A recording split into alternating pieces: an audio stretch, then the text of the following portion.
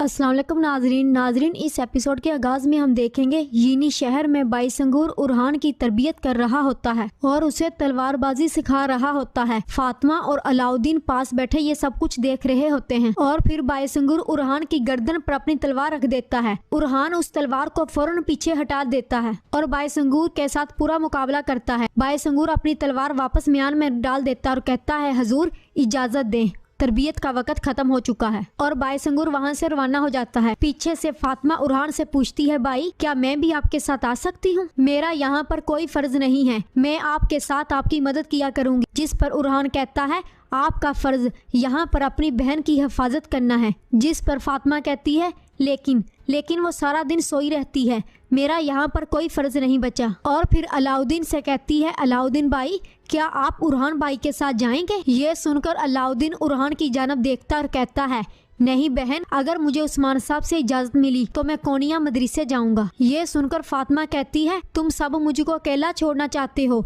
लेकिन अल्लाह का शुक्र है मेरी एक बहन है। यह कहकर फातिमा अंदर की जानब रवाना हो जाती है। अलाउद्दीन भी अंदर जाने लगता है तो उरहान कहता है, रुको अलाउद्दीन, अपनी तलवार निकालो। अलाउद्दीन अपनी तलवार निकालता है और उरहान से लड़ता है, लेकिन उरहान पहले ही वार से अलाउद्दीन की तलवार नीचे गिरा देता है। अलाउद्दीन मायूस होकर अपनी तलवार वापस म्यान में डाल देता है। क्या हुआ अलाउद्दीन, क्या तुम दोबारा मदरसे से भागोगे? ये सुनकर अलाउद्दीन कहता है, तुम ऐसा क्यों कह रहे हो भाई कि मैं हर बार भागता हूँ? और फिर उरहान अलाउद्दीन के कंधे पर हाथ रखकर कहता है, मैं तुम्हारा दर्द समझ सकता हूँ भाई, अगर तुम्हें कुछ कहना है तो बाबा से बात करो, खामोशी और फरार इसका हल नहीं। ये सुनकर अलाउद्दीन कहता है, मैं भाग नहीं रहा भाई, लेकिन सब समझते हैं मैं कमजोर हूँ, सब समझते हैं मैं भाग रहा हूँ। और फिर कहता है, इजाजत दें भाई, मुझे मदरसे जाना है। और वहाँ से रवाना हो जाता है। और पीछे से उरहान कहता है, जिंदगी कठिन है, तुम जान जाओगे भाई, लेकिन तुम इसी तरह बड़े होगे मेरे बहादुर भाई। और दूसरी जानब बाइंदर अपने खेमे में हाथों में सोने के सिक्के लिए बैठा होता है। इसी दौरान हुसैन खेमे के अंदर दाखिल होता है और उस सोने के सिक्कों को देखता है। और फिर बाइंदर पूछता है, उस सारे सोने का क्या हुआ? क्या उसने शहनशाह से मुआहिदा नहीं किया? ज़ाहिर है सोना कस्तंतीनिया जा रहा है, सोना बहुत ज्यादा था। इस सब खेल के पीछे जो कोई भी है वो इतना सोना लगा सकता है। ज़ाहिर है अगर हम इसके पीछे जाएं तो हम क्या कुछ हासिल नहीं कर सकते। और फिर कहता है, तुम नहीं समझे हुसैन, है ना? जिस पर हुसैन कहता है, नहीं सरदार, मैं कुछ नहीं समझा। जिस पर बाइंदर कहता है, तुम समझ जाओगे, तुम सब कुछ समझ जाओगे। मेरा मतलब है अगर मैं अलूफ को उस्मान बेच दूं तो बहुत कमाऊंगा, लेकिन हमारे उक्तम साहब ज़ाया हो जाएंगे। लेकिन बहरहाल हमें बहुत एहतियात से हिसाब लगाने की ज़रूरत है। और फिर एक सोने का सिक्का हुसैन की जानब फेंकता है और कहता है, कबीले का हर कोना तलाश करो, हो सकता है मजीद सोना मिल जाए। जिस पर हुसैन कहता है, जो हुक्म सरदार, और वहाँ से रवाना हो जाता है। और दूसरी जानब उस्मान साहब, बाला खतून और बाकी तमाम सिपाही यीनी शहर दाखिल होते हैं तो तमाम लोग उस्मान साहब का इस्तकबाल करते हैं और सब खुश आमदीद करते हैं। उस्मान साहब जब अपनी हवेली की जानब जा रहे होते हैं तो बेंगे खतून उनको देख लेती है और कहती है, जाएं उस्मान साहब जाएं, अपने काफर मेहमान की अच्छी तरह मेजबानी करें, लेकिन मैं अपने सरदार को आपके हाथों नहीं छोड़ूंगी। और फिर अलचाची कहती है, काश उस्मान साहब अपना गलत फैसला वापस ले लें, यहाँ बहुत ज्यादा खून बहेगा। जिस पर बेंगे खतून कहती है, उनका इंसाफ सिर्फ काफर के लिए है, यहाँ पर इंतजार ना करो बेटी, जाओ इतराह में देखो और देखो वो कमीना कांता को जिनोस हवेली से निकल चुका है। जिस पर अलचाची कहती है, नहीं, वो अभी भी हवेली में है। जिस पर बेंगे खतून कहती है, ठीक है, जब वो कमीना हवेली से निकलेगा तो हम उस पर हमलावर होंगी। और इधर बाला खतून अपने घोड़े से नीचे उतरती है और कुछ बहनों से कहती है, बहनों जाओ, जल्दी जाओ, मार्ता की दुकान पर जाओ और देखो मार्ता दुकान पर है या नहीं। और खुद हवेली की जानब रवाना हो जाती है। अलचाची जब जा रही होती है तो अख्तमुर उसके सामने आ जाता है। और जिस पर अलचाची कहती है, क्या आपको कोई और काम नहीं है मेरी आंखों में झांकने के अलावा? जिस पर अख्तमुर कहता है, आपकी हरकतों का अंदाजा लगाना मुश्किल है, मैं सिर्फ आपको खबरदार करना चाहता हूँ, आप यहाँ पर क्यों आई हैं?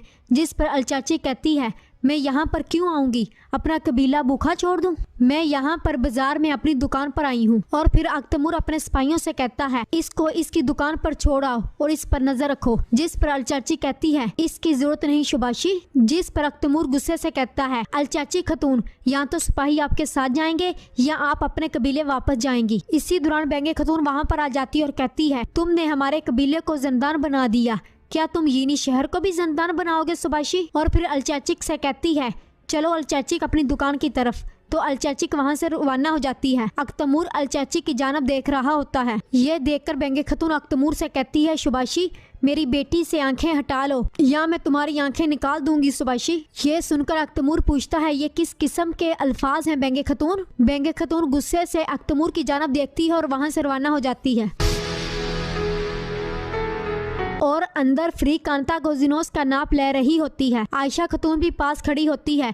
कांता कोजिनोस जबान बदला कर पूछता है, ये औरत कब तक यहाँ पर रुकेगी? जिस पर फ्रीक जबान बदला कर कहती है, मैं इसे निकालने का कोई रास्ता निकालती हूँ। जिस पर आयशा खतून गुस्से से कहती है, या तो हमारी जबान में बात करो या चुपचाप काम करो। इसी दौरान उस्मान साहब कमरे के अंदर दाखिल हो जाते हैं और कांता कोजिनोस से पूछते हैं, तुम्हारा जख्म कहाँ पर है? तो कांता कोजिनोस कहता है, इधर। उस्मान साहब जख्म को देखकर कहते हैं, या तो तीर अंदाज हुनरमंद नहीं था या उसका मकसद तुम्हें मारना नहीं था। जिस पर कांता कोजिनोस कहता है, मच्छर का काटना शेर को शिकस्त नहीं दे सकता उस्मान साहब। और फिर कहता है, जख्म अहम नहीं है, आप कहाँ थे उस्मान साहब? जिस पर उस्मान साहब आसपास देखते हैं और फ्रीक से पूछते हैं, क्या कपड़े आपने सिलाई किए हैं? जिस पर फ्रीक कहती है, हाँ, हमारे बेहतरीन दर्जी ने इसे तैयार किया है। और फिर उस्मान साहब आयशा से कहते हैं, खतून को बाहर ले जाओ। ये सुनकर आयशा खतून, फ्रीक और बाकी तमाम आदमी बाहर चले जाते हैं। और पीछे से उस्मान साहब कांता कोजिनोस को कहते हैं, मैं कस्तंतीनिया से आ रहा हूँ।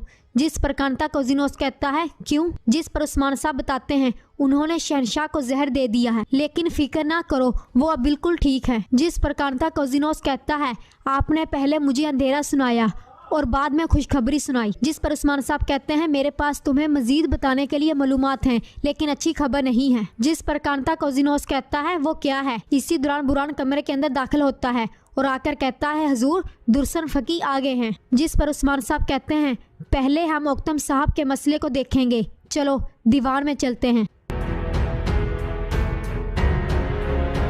और जब मार्था बाहर की जानब आती है तो मलून खतून पूछती है, मार्था, कांता कोजिनोस को आपके कपड़े पसंद आए होंगे इंशाल्लाह। जिस पर मार्था यानी फ्रीक कहती है, हाँ, वो बहुत खुश थे। और फिर मलून कहती है, अपने मेहमान को खुश करना बहुत जरूरी है। इसी दौरान बाला खतून वहाँ पर आ जाती है और मार्था को देखती है और उसके पास आती और कहती है, मार्था, मैं तुम्हें ही ढूंढ रही थी। मैं तुम्हारी दुकान पर गई, लेकिन तुम और लियू वहाँ पर नहीं थे। ये सुनकर मार्था कहती है, आप मुझे क्यों ढूंढ रही थी?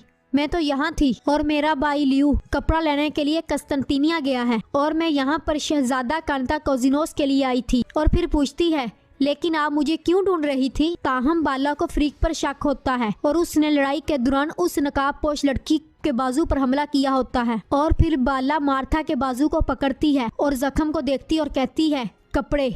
मार्था, मैं नए कपड़े देखना चाहती थी। बाला के इस रवैये पर मलून खतून को भी शक होता है और फिर बाला कहती है, कपड़े जो तुम पहन रही थी बहुत आला है। जिस पर फ्रीक कहती है, ये आपके लायक हैं, लेकिन मेरे पास इससे भी अच्छे कपड़े हैं। अगली बार जब आप मेरी दुकान पर जाएं तो मैं आपको दिखाऊंगी, लेकिन आप माफ कीजिएगा। और फिर बाला फ्रीक का बाजू छोड़ देती है और फिर बाला कहती है, बिल्कुल, मैं आज ही आपसे मुलाकात करूंगी।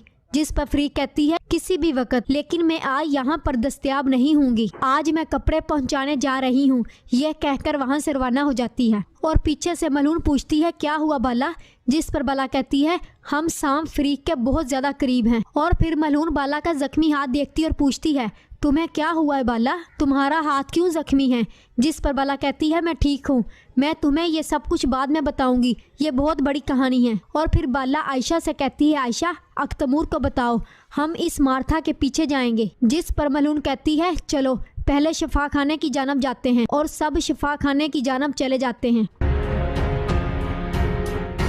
और फिर मार्था अपने घोड़ा गाड़ी पर सवार होती है और वहाँ से रवाना हो जाती है। और फिर बाला, अख्तमूर और मलून मार्था को जाते हुए देख लेती हैं और कहती हैं चलो देखते हैं मार्था मासूम है या नहीं। और फिर आयशा से कहती है आयशा तुम यहाँ रहो, और बाला अख्तमूर को लेकर मार्था के पीछे रवाना हो जाती है। अलचाचिक भी उन लोगों को जाता हुआ देख लेती है और उनके पीछे जाने लगती है।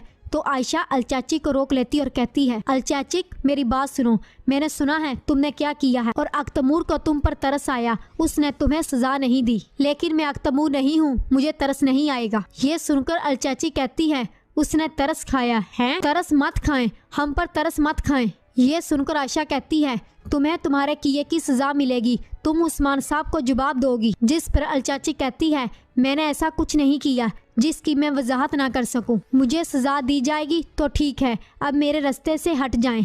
और वहाँ से जाने लगती है। तो आयशा खतून उसको रोकती और कहती है तुम्हें आखिरकार सजा दी जाएगी और तुमने जो मेरे बेटे के साथ किया तुम इसकी तलाफी नहीं कर सकती, तुम मेरे बेटे से दूर रहोगी।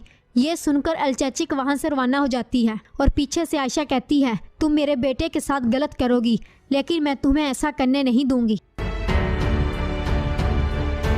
और इसी जगह पर एपिसोड को खत्म करते हैं। वीडियो को लाइक कर दें और जिन दोस्तों ने अभी तक चैनल सब्सक्राइब नहीं किया उनसे गुजारिश है चैनल सब्सक्राइब कर दें और बेल आइकन यानी घंटी वाले निशान को भी प्रेस कर दें ताकि नई आने वाली एपिसोड आप तक बआसानी पहुंच सके। मिलते हैं बहुत जल्द अगली एपिसोड के साथ, तब तक अपना ख्याल रखिएगा, दुआओं में याद रखिएगा। अल्लाह हाफिज़।